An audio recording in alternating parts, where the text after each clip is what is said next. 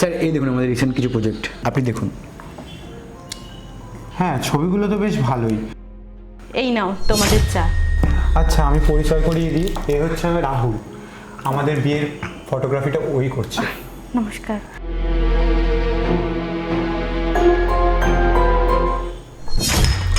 এটা চা হয়েছে? একটা চা বানাতে শিখুনি ভালো করে? কেন, কি হয়েছে? এই চাটা খাবার যোগ্য? ভালো লাগে না যত সব। এখন আবার কে ফোন করলো? হ্যালো। আচ্ছা আচ্ছা আচ্ছা, আমি আসছি। তুমি এখন কোথায় বেরোচ্ছ? তুমি যে ওনাকে ডাকলে আমাদের প্রি ওয়েডিং ফটোশ্যুটের জন্য, তো প্ল্যানিং করবে না? এখন এগুলোও আমাকে করতে হবে? না মানে আমি তো এসব ব্যাপারে কিছু জানি না। কিছুই মা বাবার থেকে শিখে আসিনি, এবার থেকে নিজে হ্যান্ডেল করো। আমার ওপর সব চাপিয়ে দিও না, তাহলে বাইরে কে ইনকাম করবে? তুমি? আর আমি বসে বসে খাবো? তা তো হবে না, আমাকেই তো ইনকাম করে আনতে হবে। তাহলে আমাকে যেতে হবে, এখন যাই। দয়া করে এগুলো দেখো। কেমন আছো? ভালো আছি, তুমি ভালো আছো? আর কতদিন এরকম ভাবে চলবে বলো তো? এই যে তুমি ফটোগ্রাফি করছো সারা দিন রাত ধরে, তুমি কি পাচ্ছ? কতবার বলেছি একটা ভালো জব খোঁজার চেষ্টা করো, না তোমার তো সেগুলো কানে যাচ্ছে না। দেখো রাহুল, আমি কিন্তু আবারও বলছি, বাড়ি থেকে আমাকে বিয়ের জন্য চাপ দিচ্ছে। আমি বাড়িতে এবার কি বলবো? বাবা জিজ্ঞেস করছে বারবার, তুমি কি এখনো কোনো ভালো কাজ পেয়েছো নাকি সেই একই ফটোগ্রাফি নিয়ে পড়ে আছো? 2 বছর সময় লাগবে আমার, তার মধ্যে আমি সব কিছু ঠিকঠাক করে নেওয়ার চেষ্টা করব। এই 2 বছর করে করে কতগুলো বছর তুমি কাটালে বলো তো? 8 বছর হয়ে গেল রাহুল। এই 2 বছরই আমার কাছে শেষ সুযোগ, এর মধ্যে আমি ঠিক ঘুরে দাঁড়াবো। তুমি প্লিজ অ্যাকসেপ্ট করো যে তোমার দ্বারা এটা হবে না। সবার দেখো, খারাপভাবে নিও না, সবার দ্বারা তো সব জিনিস ঠিকঠাক হয় না। তোমার জন্য ফটোগ্রাফিটা না, এটা মানতে শেখো, মেনে নাও তুমি। এবার অন্য কোনো একটা জব দেখো।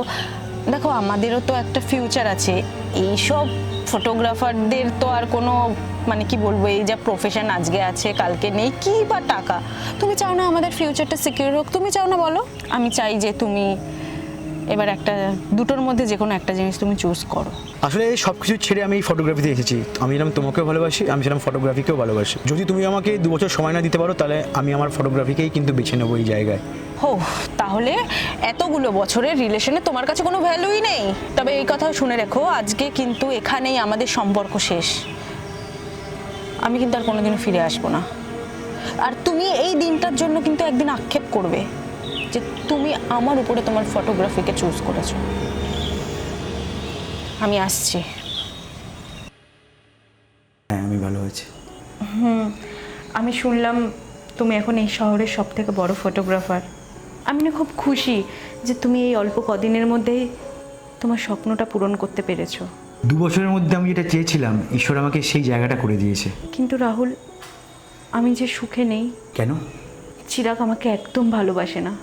ওর কাছে ওর নাম, টাকা, যশ, খ্যাতি এগুলোই আগে। ও মনে করে আমি একটা পুতুল, যার কোনো ইমোশন নেই, কথায় কথায় যাকে হার্ট করা যায়। তুমি তো দেখলে সব চোখের সামনে। আচ্ছা রাহুল, আমরা কি সব আবার নতুন করে শুরু করতে পারি না? সময়টা অনেক বদলে গেছে উর্বি, আর ফেলে যাওয়ার সময় আর কখনো ফিরে আসে না। কিন্তু আমাকে তো আর একটা সুযোগ দেওয়াই যায়, শেষবারের মতো। আমি বিবাহিত। ঠিক আছে ম্যাডাম, আমি আসি, আর পরে কথা হবে।